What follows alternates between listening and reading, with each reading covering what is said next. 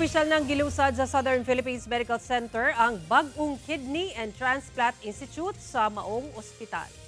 Sa nakuhang impormasyon sa GMA Superradyo Davao, sumala ni Dr. Ricardo Audan, ang Medical Center Chief sa SPMC.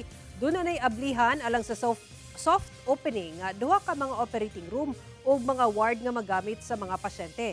Hinahina na sabdaw nga plastaron ang maong pasilidad ug target nga mag-full operation sa Enero sunod tuig. Doon na kini usa ka presidential room, 13 ka pay wards, 32 ka charity beds, 16 ka unit sa private ICU beds, usa ka unit sa isolation, 8 ka post-anesthesia care unit. Gisugdan ang konstruksyon sa pasilidad ni atong 2016.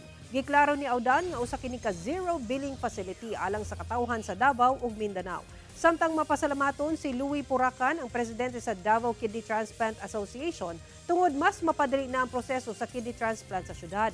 Ugaling fully operational na ang mga pasilidad, nagtuo siya nga mas paspas na ang proseso ug mas barato ang mabayran sa pasyente.